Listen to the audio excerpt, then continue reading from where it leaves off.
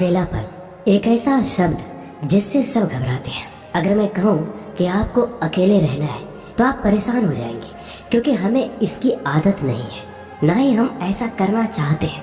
बदलते जमाने के साथ लोगों का रहन सहन तो बदल ही रहा है, साथ ही जीने का तरीका भी बदल रहा है। कई लोग ऐसे हैं जो किसी मजबूरी में, जैसे नौकरी इत्यादि के कारण अकेले रहते हैं, तो कई लोग ऐसे हैं जो अपनी मर्जी से अकेले रहना पसंद करते हैं, अपने काम को सच्ची लगन से अकेले ही करते हैं। जो लोग अपने मर्जी से अकेले रहते हैं उनमें कुछ अलग ही गुण होते हैं। ऐसे लोग जीवन में सफलता जल्दी हासिल कर लेते हैं। अकेले रहने के फायदे अगर आपने समझ लिया तो समझो आपने पूरी जिंदगी समझ ली। अकेले रहना किसी के लिए वाकई आसान काम नहीं है। अकेले रहने का लेकिन ये भी मतलब नहीं है कि हम अपने घर परिवार मित्रों से दूर रहें। अकेले रहने की भी एक कला है जो आगे आपको इस कहानी में पता चलेगा। अकेले रहने का यहाँ मतलब है एकांत में रहकर अपने काम को, अपने सम्मान को, अपनी प्रतिष्ठा को, अपने अंदर झांकने की कला को, अपने उज्जवल भविष्य को आप कैसे आगे बढ़ा सकते हैं उसके बारे में जानना। हम अकेले रहने के उन 7 अमूल्य गुणों के बारे में भी जानेंगे इस कहानी के माध्यम से। एक व्यक्ति एक गुरु के पास आया और बोला, गुरुदेव, मेरे दुख का कारण क्या है? गुरु बहुत ही बड़े आत्मज्ञानी व्यक्ति थे। गुरु ने कहा, अपने आप को चीजों से चिपका लेना, चीजों को पकड़ लेना और उन चीजों के प्रति आसक्त होकर उसके पीछे भागना ही तुम्हारे दुख का कारण है। उस व्यक्ति ने गुरु को धन्यवाद किया और कहा, गुरुदेव, आपने तो मेरी समस्या का समाधान कर दिया। मैं इतने दिनों से अपनी समस्या का समाधान चाहता था। आपका धन्यवाद गुरुदेव। यह कहकर वह व्यक्ति वहां से जाने लगा। गुरु ने कहा, पूरी बात तो सुन लो। उस व्यक्ति ने कहा, नहीं गुरुदेव, आपका इशारा मिल गया, बस वही काफी है, और समझदार को इशारा ही काफी होता है। 1 महीने के बाद वह व्यक्ति फिर से गुरु के पास आया। इस बार उस व्यक्ति का हाल बहुत ही बुरा था। वो बहुत ही दुखी था और सीधे गुरु के चरणों में गिर गया और कहा, गुरुदेव, आपने जो कहा था मैंने वैसा ही किया, पर मुझे सुख नहीं मिला, मुझे तो और दुख मिल रहा है। गुरु ने उस व्यक्ति से पूछा, तुमने ऐसा क्या किया? व्यक्ति ने कहा, मुझे अपने परिवार वालों से, मित्र, रिश्तेदारों से दुख मिल रहा था। मैंने उसे छोड़ दिया और छोड़कर चला गया। 2-4 दिन तो मुझे अच्छा लगा, पर धीरे धीरे मुझे उनकी याद आने लगी। अपने माता पिता, अपनी पत्नी, अपने बच्चे याद आने लगे। रिश्तेदार, यहाँ तक कि अपने शत्रु भी मुझे याद आने लगे। इतना दुखी तो मैं उनके पास रहकर भी नहीं था जितना मैं उनसे दूर होकर हो गया। इसलिए आज मैं वापस घर जाने के लिए निकला था और आपके पास आ पहुंचा। आपने मुझे इतनी गलत सलाह क्यों दी गुरुदेव? गुरु मुस्कुराए और गुरु ने कहा, तुम परिवार को छोड़कर भागे, मित्रों, रिश्तेदारों, यहाँ तक कि शत्रुओं को भी छोड़कर भागे, पर यह तुम्हारी गलत फहमी थी कि तुम छोड़कर भाग रहे हो। वास्तव में तो तुम उन्हें लेकर भाग रहे थे। व्यक्ति ने कहा, पर गुरुदेव, मैं तो किसी को अपने साथ नहीं लाया। गुरु ने कहा, जो चीज हमें दुख देती है वह कहीं बाहर नहीं होती, यहाँ तक कि जो हमें सुख देती है वह भी बाहर नहीं होती। यह सब परिवार वाले, रिश्तेदार, मित्र, शत्रु, ये सब कहाँ बसते हैं? ये सब हमारे मन में बसते हैं। और जब तुम भागे तो तुम अपने मन को साथ लेकर भागे, और तुम्हारे मन में यह सब तुम्हारे साथ भाग रहे थे, तो तुम इनसे कहीं दूर गए ही नहीं। जब जो चीजें मन में बसी हो और वह आसपास हो, वह हमें बहुत लगता है, पर वह बहुत कम होता है। और जब हम इन चीजों से दूर हो जाते हैं, यानी छोड़कर भाग जाते हैं, तब मन उन चीजों को पाने के लिए फिर से प्रयास करने लगता है, और तब यह चीजें बहुत ज्यादा दुख देती है, जैसा तुम्हें हो रहा है। व्यक्ति ने कहा, तो गुरुदेव, मैं क्या करूं? चीजों के साथ रहूं तो दुख, चीजों को छोड़कर जाऊं तो दुख। क्या मैंने सिर्फ दुख उठाने के लिए ही जन्म लिया है? गुरु जोर से हंसे और कहा, यह बात बिल्कुल सत्य है। यहाँ सब सिर्फ दुख उठाने के लिए जन्म लेते हैं, पर यह भी सत्य है कि इन दुखों के पार सुख है, और उन सुख के पार दुख है, फिर सुख और फिर दुख है। जिन चीजों में हमें सुख नजर आता है वह दुख देते हैं, और जिनमें दुख नजर आता है वही सुख का कारण बन जाते हैं। उस व्यक्ति ने कहा, गुरुदेव, क्या इस सुख दुख के मायाजाल से बाहर निकलने का कोई रास्ता नहीं है? गुरु ने कहा, रास्ता तो है, मगर तुम इसी दुनिया में रहना चाहते हो, इन सब के साथ रहना चाहते हो, तो तुम्हें एक काम करना होगा। तुम ऐसे ही रहो जैसे कि तुम इस दुनिया में अकेले हो। सबके साथ रहो पर अकेले रहो। व्यक्ति ने कहा, पर गुरुदेव, ये कैसे हो सकता है? गुरु उस व्यक्ति को एक जगह पर ले गए जहाँ एक मेला लगा हुआ था। वहाँ बहुत भीड़ थी। गुरु ने कहा, देखो अपने आसपास यहाँ किसी को जानते हो क्या? व्यक्ति ने कहा, नहीं, यहाँ तो कोई भी मेरी जान पहचान का नहीं है। गुरु ने कहा, क्या तुम यहाँ अकेले हो?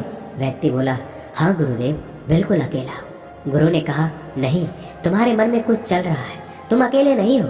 व्यक्ति ने कहा, हाँ, मैं जल्द से जल्द अपने घर जाना चाहता हूँ, अपने पत्नी से, अपने बच्चों से, अपने माता पिता से मिलना चाहता हूँ, अपने मित्रों से मिलना चाहता हूँ, वही मेरे मन में चल रहा है। गुरु ने कहा, अब यह सब भूलकर आंखें बंद कर लो और अपना ध्यान यहाँ होने वाली आवाजों पर लगा दो। व्यक्ति ने ऐसा ही किया और जैसे ही उसने अपनी आंखें बंद की और सारा ध्यान वहाँ हो रही आवाजों पर लगा दिया, उसे एक अकेलापन, एकांत महसूस हुआ। उसे लगा कि वह इतनी बड़ी भीड़ में भी अकेला है। सभी आवाजों के ऊपर ध्यान लगाने के कारण किसी आवाज का कोई महत्व नहीं था, बस आवाजें थी और वह था। उसने अपनी आंखें खोली और कहा, गुरुदेव, यहाँ तो मैं बिल्कुल अकेला हूँ, सब है पर कुछ नहीं है। गुरु ने कहा, बस इसी तरह अकेले होना है, तुम रहो सबके साथ, भीतर से लेकिन अकेले रहो, साथ में सब हो पर मन में कोई ना हो।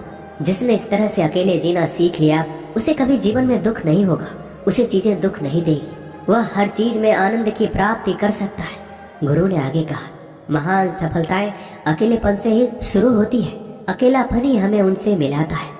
अपने अकेलेपन को नकारात्मक मत समझना, बल्कि उसे एकांत समझकर खुद को जानने का प्रयास करो। जब तुम्हें एकांत पसंद आने लगे तो समझो तुम्हारा वास्तविक वजूद तुमसे मिलना चाहता है, इसलिए अपने इस एकांत प्रेम का सम्मान करो। गुरु बोले, मैं तुम्हें 7 ऐसी खूबियों के बारे में बताता हूँ जो अकेले रहने वाले लोगों में पाई जाती है और उन्हें दूसरों से अलग बेहतर बनाती है। गुरु ने कहना शुरू किया, पहली खूबी जो एकांत में रहने वाले लोगों में पाई जाती है वो ये है कि ऐसे लोग दूसरों की तुलना में खुद के प्रति ज्यादा जागरूक होते हैं।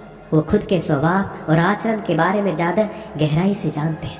ऐसा इसलिए होता है क्योंकि जब हम अकेले होते हैं तो हमें खुद के बारे में सोचने का काफी समय मिल जाता है, जिससे हम खुद के व्यवहार को अच्छे से समझ पाते हैं।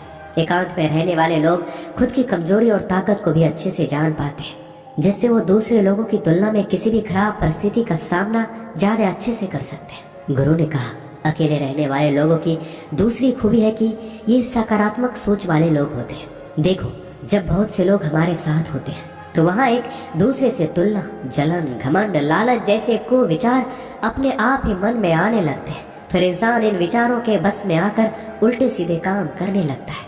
हालांकि ऐसा नहीं है कि एकांत में रहने वाले लोगों के मन में ये विचार नहीं आते, लेकिन क्योंकि वो अकेले हैं इसलिए दूसरों से तुलना, जलन, घमंड जैसे विचार उनके मन में दूसरों की तुलना में थोड़ा कम आते हैं।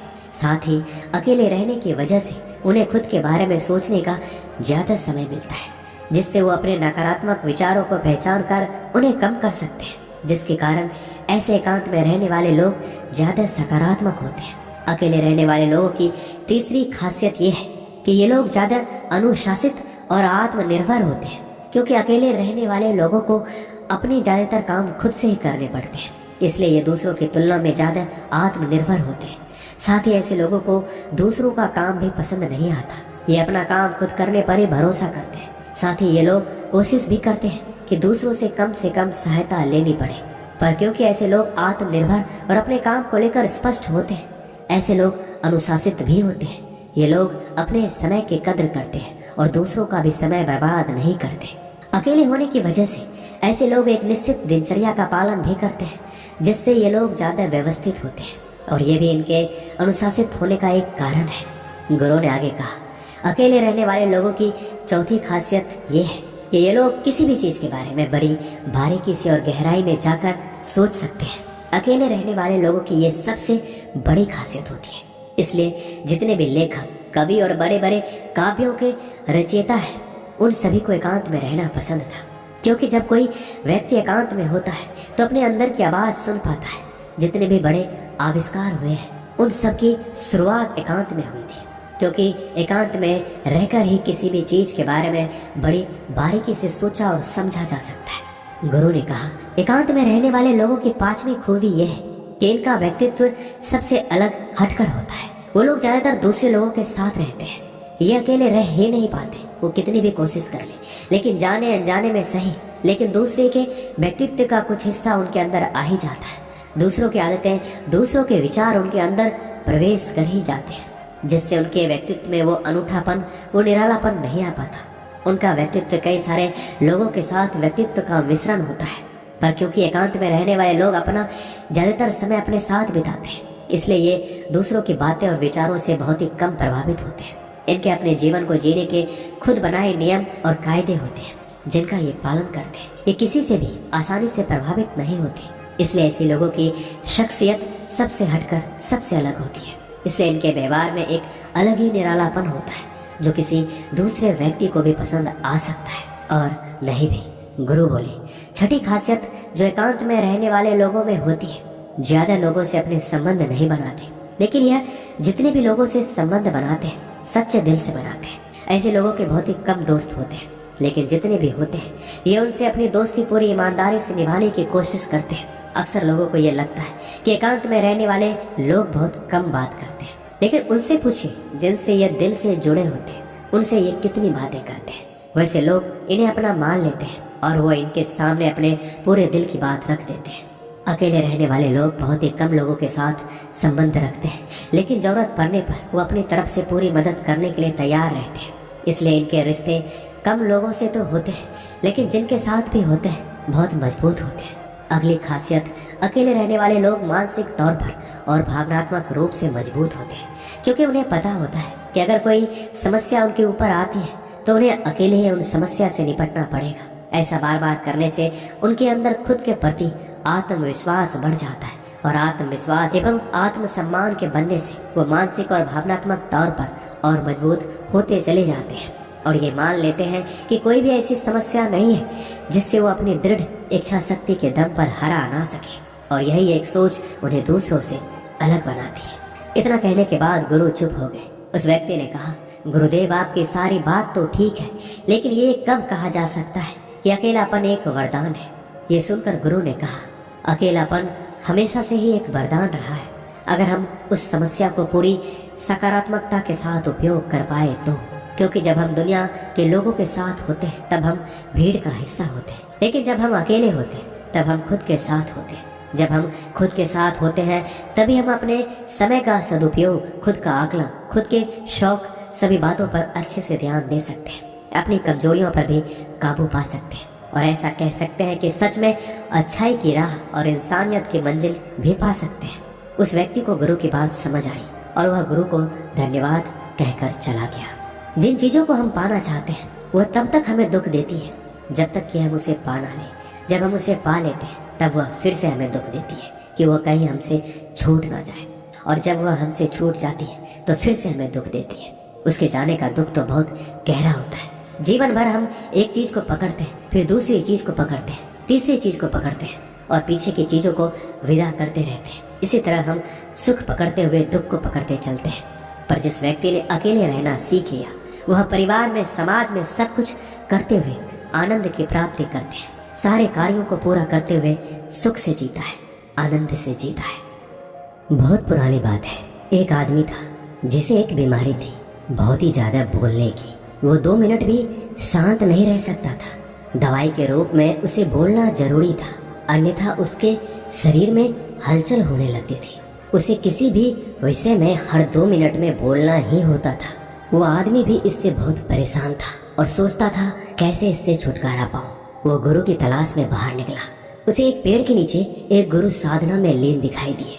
उसने सोचा यही शायद मेरी मदद कर सकते हैं। वो साधना पूरी होने का इंतजार करने लगा। जैसे गुरुजी साधना से बाहर आए, वो आदमी उनके चरणों में गिर गया और बोला, गुरुजी मैं आपका शिष्य बनना चाहता हूँ। गुरुजी ने भी उसको अपना शिष्य बना लिया। बाद में गुरुजी को इस बात का पता चला कि उस आदमी को बहुत ही ज्यादा बोलने की आदत है।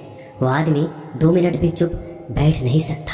वो आदमी हर रोज गुरुजी से एक ही बात पूछता कि गुरुजी इस दुनिया का सबसे बड़ा ज्ञान क्या है। और जब भी गुरुजी से ये सवाल पूछता तो गुरुजी चुप हो जाते, कुछ भी नहीं बोलते, क्योंकि गुरुजी को पता था कि शिष्य को ज्यादा बोलने की आदत है और अभी इसको सबसे बड़े ज्ञान के बारे में बताना व्यर्थ की बात है। इसलिए वह चुप हो जाते थे, कुछ भी नहीं बोलते। वो शिष्य हर रोज एक पास वाले गांव में भिक्षा मांगने जाया करता। वहाँ से भिक्षा मांगता और वहाँ से जो कुछ भी मिलता आश्रम में लेकर आता। गुरुजी को इस बात का पता था कि शिष्य को कुछ ज्यादा बोलने की आदत है, इसलिए गुरुजी उस शिष्य का ध्यान रखते कि कहीं मुसीबत में ना फंस जाए। एक दिन वह शिष्य एक गांव में भिक्षा मांगने जाता है और किसी घर में जाकर भिक्षा मांगता है। अब उसे ज्यादा बोलने की आदत थी, वो 2 मिनट भी चुप नहीं बैठ सकता था, इसलिए उसने उस घर में नजर घुमाई तो उसकी नजर एक भैंस पर पड़ी। भैंस शरीर में बहुत मोटी थी और उसके घर का दरवाजा बहुत छोटा था। तभी उस शिष्य ने उस घर के मालिक से कहा, भाई साहब, आपकी भैंस तो बहुत मोटी है और आपके घर का दरवाजा बहुत छोटा है। यदि ये भैंस मर जाए तो इस दरवाजे से इस भैंस को बाहर कैसे निकालोगे आप? जैसे ही ये बात उस आदमी ने सुनी, वो डंडा लेकर शिष्य के पीछे पड़ा उसे मारने के लिए, लेकिन शिष्य वहां से भाग खड़ा हुआ। अब भला कोई आदमी अपने ही घर के नुकसान के बारे में कैसे सुनेगा, वो भी एक भिक्षुक के मुख से। वह शिष्य वहां से भागते हुए एक दूसरे घर में जाता है और वहां पे जाके वो भिक्षा मांगता है और वहां भी उस घर में वो नजर घुमाता है कि किस विषय के बारे में इस घर के मालिक से बात करूं। तभी सामने एक औरत बैठी थी। उस औरत से वो कहता है, देवी, आपने हाथों में इतनी खूबसूरत चूड़ियां पहन रखी है, यदि आपके पतिदेव मर जाए तो इस चूड़ियों का क्या करोगे? वो औरत भी शिष्य पर बहुत गुस्सा हुई और डंडा लेकर उसके पीछे दौड़ पड़ी। उस औरत ने कहा, एक भिक्षुक अपने मुख से ऐसा बोलता है? एक तो मैं आपको भिक्षा दे रही हूँ, ऊपर से आप मेरे पति को ही मार रहे हो। ऐसा करके उस औरत ने शिष्य को अपने घर से निकाल दिया। अब शिष्य की वो आदत थी, वो कई बार मार खा चुका था, लेकिन उसकी आदत छूट नहीं रही थी। अब शिष्य को उस गांव में कोई भी भिक्षा नहीं मिली। इसी के चलते वो एक गांव से दूसरे गांव जा रहा था। जब जंगल में पहुंचा तो उसे एक मानव खोपड़ी दिखाई दी। उसने सोचा, भला यहाँ किसकी मानव खोपड़ी पड़ी है। वह उस मानव खोपड़ी के पास जाता है और जाकर देखता है कि खोपड़ी तो बोल रही है। उस खोपड़ी ने कहा कि भाई, तुम कौन हो? तभी वो शिष्य थोड़ा सा डरा और बाद में बोला, मैं तो एक भिक्षुक हूँ, भिक्षा मांगता हूँ, लेकिन तुम कौन हो और यहाँ क्या कर रहे हो? तभी उस खोपड़ी ने कहा, मैं एक शिकारी हूँ और ज्यादा बोलने के कारण मैं यहाँ पहुँच गया। तभी शिष्य ने सोचा कि भला खोपड़ी कैसे बोल सकती है, ये तो सिर्फ एक हड्डियों का ढांचा है, ये कैसे बोल सकता है? और ये बात यदि मैं राजा को बताऊंगा तो राजा जरूर मुझे इनाम देगा। इसी के चलते वो शिष्य दौड़ता दौड़ता राजा के दरबार में पहुंचा और राजा को जाकर अपनी सारी बात बताई। राजा को पहले तो लगा इसने मदिरा पी रखा है और इनाम के चक्कर में इतनी बकबक कर रहा है। बाद में जब शिष्य अपनी बात पर अड़ा रहा तो राजा ने कहा, ठीक है, यदि तेरी बात सच निकली तो तुझे इनाम दिया जाएगा, अन्यथा तुझे फांसी लगवा देंगे। शिष्य ने कहा, महाराज, मैं भला झूठ क्यों बोलूंगा?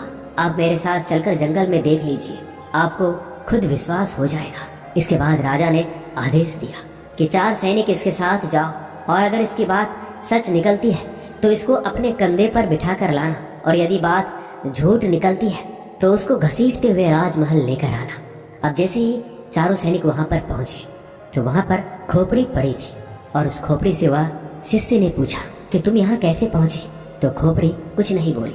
बार बार शिष्य ने उस खोपड़ी से पूछा, लेकिन खोपड़ी कुछ नहीं बोल रही थी। बहुत देर होने के बाद सैनिकों ने उस शिष्य को पकड़ लिया और घसीटते हुए राजमहल में लेकर आए और राजा से आकर कहा कि महाराज जी, ये तो झूठ बोल रहा है, खोपड़ी तो वहाँ पड़ी है, लेकिन खोपड़ी भला कैसे बोल सकती है? ये तो मूर्ख आदमी है, इसको तो कुछ पता ही नहीं है। तभी राजा ने आदेश दिया कि इस आदमी को फांसी पर लटका दो।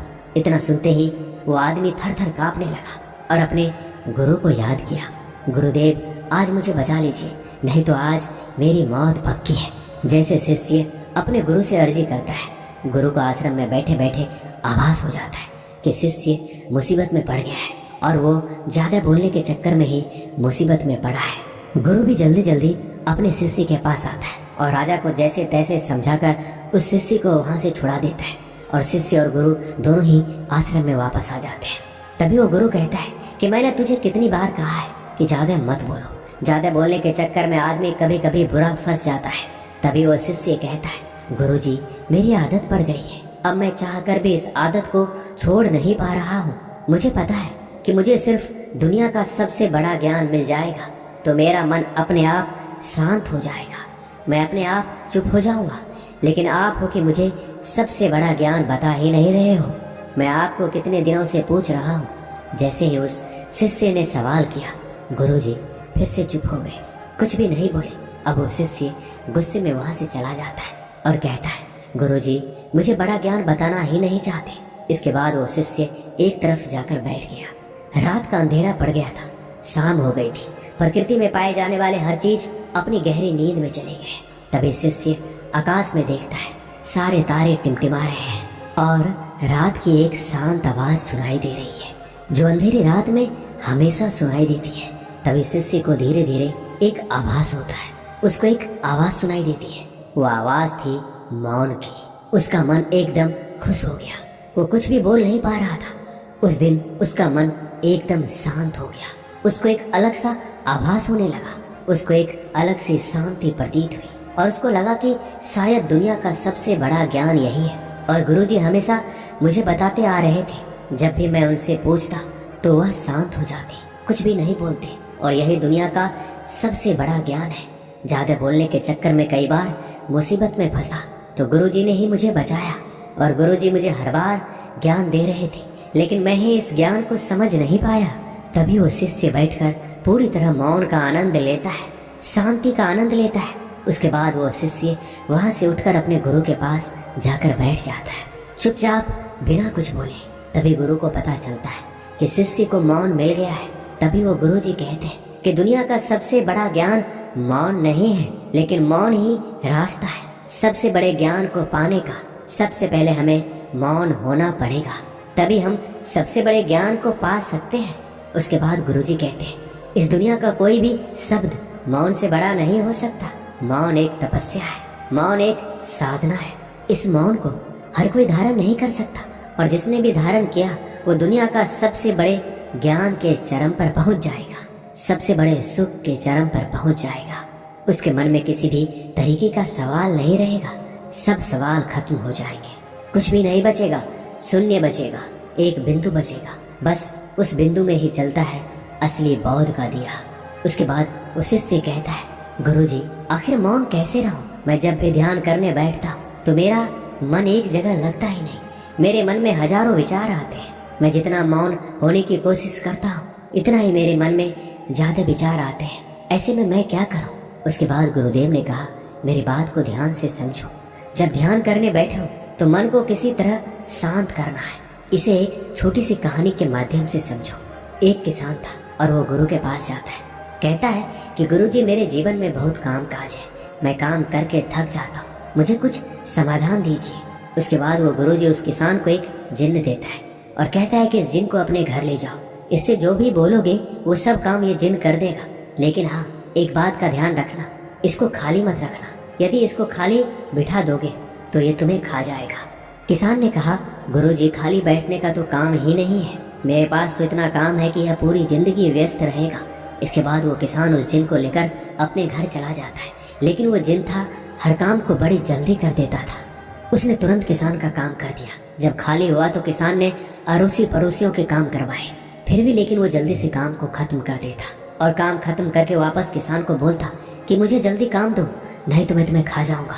अब किसान इस चीज से परेशान होने लगा। वो वापस उस जिन्न को गुरुजी के पास लेकर गया और कहा, गुरुजी अब इसका समाधान दीजिए, ये तो बड़ा जल्दी काम को कर देता है और मुझे खाने के लिए कहता है। तभी वो गुरुजी उस जिन्न को और किसान को लेकर उस खेत में जाते हैं और उस जिन्न को कहता है कि एक बांस का डंडा लेकर आओ। वो जिन्न एक बांस का डंडा लाता है और गुरुजी उसको खेत में रोप देते हैं। उस डंडे को रोप कर उसके बाद गुरुजी उस जिन्न को कहते हैं, जब भी तुम्हें ये किसान कोई काम के लिए बोले और काम खत्म हो जाए तो इस डंडे पे चढ़ना और उतरना। तुम्हारे पास जब काम ना हो तो ये काम करते रहना। ये सुनते ही किसान बहुत खुश हो गया, क्योंकि उसको समाधान मिल गया था। अब अगर जिन के पास काम नहीं रहेगा तो वो डंडे पे उतरता चढ़ता रहेगा। अब वो किसान को परेशान नहीं करेगा। हमें ध्यान के समय में अपने मन को सांस के साथ बांध देना है। जैसे सांस बाहर जाती है तो उसके साथ मन को बाहर, और जैसे सांस अंदर जाती है तो मन को अपने अंदर। धीरे धीरे इसका अभ्यास करते जाओ, धीरे धीरे आपका मन शांत हो जाएगा। ऐसा नहीं है कि सिर्फ तुम ध्यान के समय ही ऐसा करो। जब भी तुम कुछ काम करते रहो, कहीं जा रहे हो, किसी से बात कर रहे हो, उस समय मौन रहकर अपनी सांस पर ध्यान दो। अपने मन के अंदर की आवाज को सुनो, सांस की आवाज को सुनो और उसी के साथ अपने मन को जोड़ दो। धीरे धीरे आपका मन पूरी तरह शांत हो जाएगा।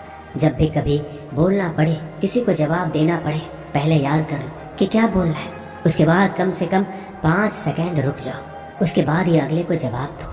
इससे तुम्हारा ज्यादा बोलने की आदत भी कम हो जाएगी। और जब तुम्हारे पास बोलने के लिए 2 ही बातें हो, उनमें से 1 ही बात बोलो। और जब तुम्हारे पास बोलने के लिए 3 बातें तो उसमें से 2 ही बोलो। धीरे धीरे ज्यादा बोलने की आदत चली जाएगी, क्योंकि हमारे मन को शांत करने से पहले चुप तो रहना ही होगा, जुबान को बंद करना ही पड़ेगा। शांति को मुंह से बोलकर या लिखकर नहीं बताया जाता, उसे सिर्फ अनुभव किया जा सकता है। और जब तुम मौन होकर अपने ध्यान में उसको अनुभव करोगे, तभी उसकी तुम्हें सही असलियत का पता चलेगा। अब उस शिष्य को मौन का महत्व पता चल चुका था। उसे दुनिया के सबसे बड़े सुख का अनुभव हो चुका था। उसे असली शांति का अनुभव हुआ। हमें भी अपनी जिंदगी में मौन होकर उसका लाभ उठाना चाहिए। इस मौन के अंदर जो शांति है, उसका वास्तव में कोई अद्भुत अनुभव होगा, क्योंकि इतने बड़े बड़े संतों ने, भगवान बुद्ध ने इसको सबसे सर्वोपरि बताया है, सबसे बड़ा सुख बताया है, ज्ञान का पहला मार्ग बताया है।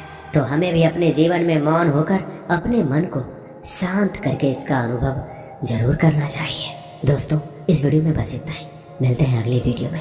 अपना ख्याल रखिएगा। धन्यवाद।